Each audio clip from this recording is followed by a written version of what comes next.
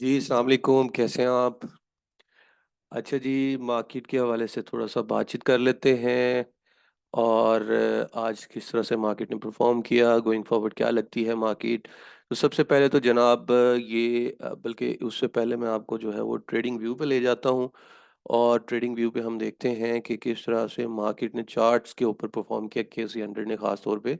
और केसी 100 का चार्ट हम काफ़ी टाइम से फ़ॉलो कर रहे हैं और इसी चार्ट की बेसिस के ऊपर जो है वो हम एक अपना टारगेट जो है वो बना के बैठे हुए हैं। आज मार्केट में थोड़ी-सी डिप आई और ये डिप क्यों आई उसके ऊपर मैं सेपरेटली डिस्कस करता हूँ आपके साथ।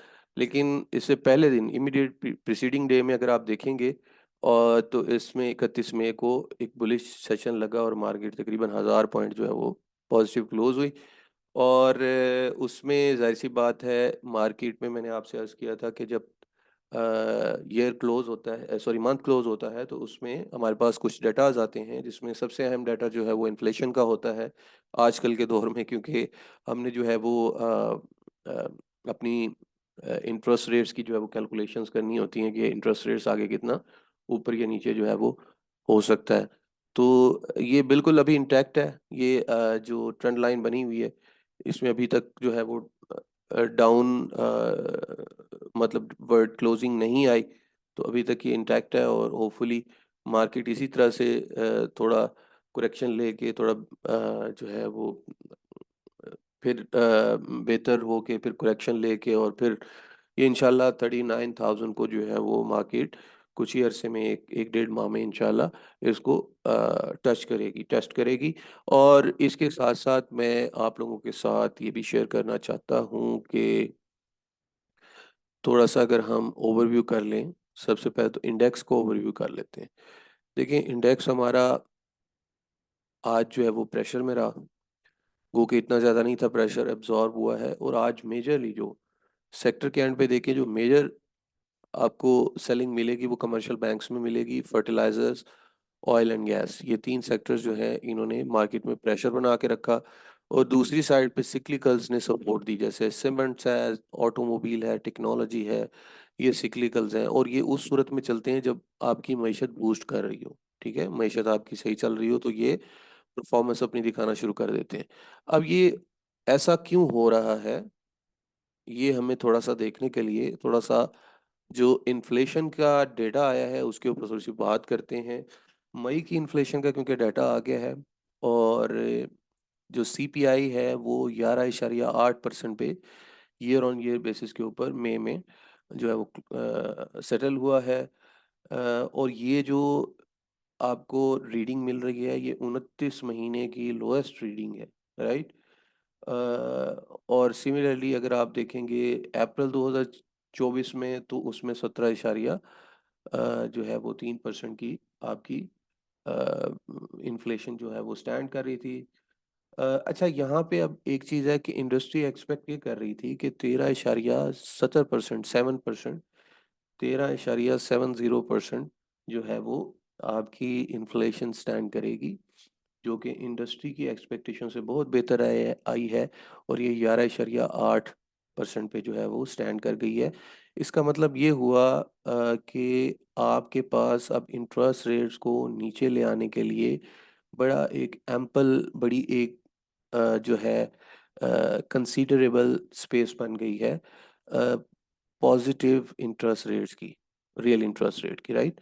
तो रियल इंटरेस्ट रेट पॉजिटिव होने के साथ-साथ आपका एक बहुत बड़ा गैप भी इसमें बन गया है, जो कि इंडिकेट करता है कि अगली अपकमिंग मॉनेटरी पॉलिसी में अगर बहुत ज़्यादा वैसे तो जो टैक्सेस हैं उसके ऊपर बात करने के बाद ही और 7 जून का बजट देखने के बाद ही इसके ऊपर कोई फैसला किया जा सकेगा। लेकिन एक जो है वो स्पेस क्रिएट होना शुरू हो गई है। ये मैं सिर्फ़ इकोनॉमी के या आपके साथ जो अ, इन्फ्लेशन के नंबर्स जो हैं वो इसलिए शेयर कर रहा होता हूँ, क्योंकि ये नंबर्स जो हैं इनसे आपको कम से कम अंदाज़ा हो जाता है कि आगे कितना जल्दी जो है वो इंटरेस्ट रेट्स नीचे आ सकते हैं और ये सारी गेम इस वक़्त जो है वो इंटरेस्ट रेट्स के ऊपर स्टैंड कर रही है। अगर इंटरेस्ट रेट्स आपके नीचे आ गए, तो मार्केट जो है वो यहाँ से मज़ीद बूस्ट करेगी। और इसके ऊपर आपने कभी भी मैंने कई दफ़ा ये अर्ज़ किया कि आपने कोई प्रेडिक्शंस नहीं करनी कि जी मार्केट जो है वो इस मॉनेटरी पॉलिसी में जो है वो नीचे इंटरेस्ट रेट को ले जाएगी, अगली में जाएगी, इवेंचुअली इसने नीचे जाना है और आपकी मार्केट ने ऊपर जाना है। ठीक है, तो अगर आप प्रॉपरली एक वर्किंग के साथ बैठे हुए हैं तो फिर आपको प्रिडिक्शन करने की ज़रूरत नहीं है। ये देखें कितने बड़े इकोनॉमिस्ट जो है वो मार्केट में ब्लूमबर्ग ने सर्वे किया, लेकिन एक्सपेक्टेशन से नीचे आई इन इसकी इन्फ्लेशन की नंबर्स। और इसी तरह से जो आपके इंटरेस्ट रेट्स के सर्वेज होते हैं उसमें भी अक्सर वो बेशतर ऐसा ही होता है कि मतलब प्रिडिक्शन ये की जाती है कि कट होगा और बाद में जो है वो स्टेट बैंक जो है वो उसको कट नहीं करता। तो जनाब इसमें अगर आप देखेंगे तो आज के दिन में बैंक्स में सही जो है प्रेशर नज़र आया। ठीक है, मिड में और ख़ास तौर पे जो है वो पर्टिकुलरली मिड कैप में जो है वो ज़्यादा आपको जो है वो प्रेशर नज़र आएगा। और इसके अलावा आप अगर आएंगे तो आपके एयरलिंक हो गया, टीआरजी, ऑक्टोपस, नेटसोल, एवेंसियन, टेली, तो ये आईटी सेक्टर की परफॉर्मेंस जो है वो इस बात की इंडिकेशन है कि इंटरेस्ट रेट्स कम होंगे तो पैसा जो है वो जाहिर सी बात है बैंक से मूव होके बिजनेसेस में आएगा और बिजनेसेस जो है वो फ्लोरिश करेंगे। आपके मैक्रोज बेहतर होंगे, लोगों की डिमांड बढ़ेगी, परचेजिंग पावर बढ़ेगी, तो जो सेल्स हैं वो कंपनीज की बेटर पोजीशन में आ जाएंगी। ठीक है, और इसके साथ साथ आप अगर देखेंगे तो सिक्लिकल में जो हमारा साजगार इंजीनियरिंग पे मेरा एक वैसे सेपरेट वीडियो बना हुआ है जिसमें मैंने इसकी डिटेल में जो है वो गोइंग फॉरवर्ड आपको बताई थी कि कैसा नज़र आ रहा है ये। और इसके अभी नंबर्स भी आएंगे, उनके ऊपर भी इंशाल्लाह बात करेंगे। तो साजगार जो है वो मार्केट लीडर रहा इसमें ऑटोमोबाइल असेंबलर में। बाकी में थोड़ा बहुत प्रेशर नज़र आया क्योंकि बढ़े हुए काफ़ी ज़्यादा हैं। और बाकी जनाब आपकी जो है वो अगर आप देखेंगे ऑयल एंड गैस, इसमें भी प्रेशर जो है वो नज़र आया है हमें देखने को। अच्छा, कुछ दोस्त जो है वो पूछ रहे थे कि जो हमारे पोर्टफोलियो इन्वेस्टमेंट के जो नंबर्स हैं जिसमें गोरे ने कहाँ कहाँ पे पैसा लगाया हुआ है। तो गोरे ने सर सबसे ज़्यादा जो पैसा लगाया हुआ है वो आपका बैंकिंग सेक्टर में लगाया हुआ है। और और उसके अंदर देखें कि बैंक्स में ही सबसे ज़्यादा अर्निंग है।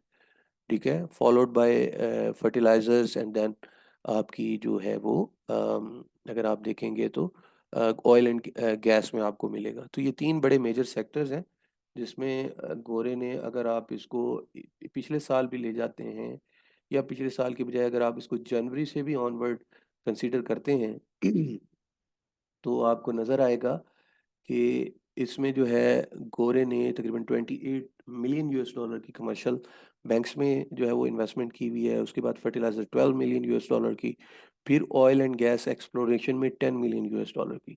ठीक है, तो ये मेजर जो है वो सेक्टर्स हैं जिसमें गोरे ने सबसे ज़्यादा इन्वेस्टमेंट की हुई है। और अगर आप आ जाएंगे जनाब इंश्योरेंस कंपनीज के ऊपर, तो इंश्योरेंस कंपनीज की भी जो मेजरली आपको इन्वेस्टमेंट मिलेगी वो इन्हीं सेक्टर्स में मिलेगी। क्योंकि देखें जो कंपनीज अर्निंग जो है वो अच्छी दिखा रही होती हैं यूजुअली, तो उन्हीं की ही जो है वो बेहतर जो है वो परफॉर्मेंस नज़र आती है। अच्छा, जो इंश्योरेंस है उसमें जो टॉप की कंपनी का मतलब सेक्टर है वो है 23 मिलियन US डॉलर की। सबसे पहले इन्होंने फर्टिलाइजर्स में की, फर्टिलाइजर्स के बाद इन्होंने जो है वो कमर्शियल बैंक्स में अपना पैसा लगाया और तीसरे नंबर पे इन्होंने पावर जनरेशन एंड डिस्ट्रीब्यूशन पे लगाया। तो ये तीन सेक्टर्स जो है वो मतलब लाइमलाइटेड रहे उस लिहाज से कि इन्होंने काफ़ी इन्वेस्टमेंट को गैदर किया। गोइंग फॉरवर्ड जी मैं इंशाल्लाह बजट के ऊपर एक तफसीलन जो है वो बनाता हूँ एक वीडियो। और इंशाल्लाह आपको उसमें काफ़ी ज़्यादा जो है वो चीज़ें समझने की जो है वो अंडरस्टैंडिंग करने की चीज़ों को और चीज़ों को समझने की इंशाल्लाह उसमें बड़ी एजुकेशन इंशाल्लाह मिलेगी। तो एक तो ये है कि चैनल को ज़रूर सब्सक्राइब करें और बेल आइकन को प्रेस करें। और अगर किसी को कांटेक्ट करना है तो व्हाट्सएप नंबर 0311416489 है। Thank you so much. Allah हाफिज़।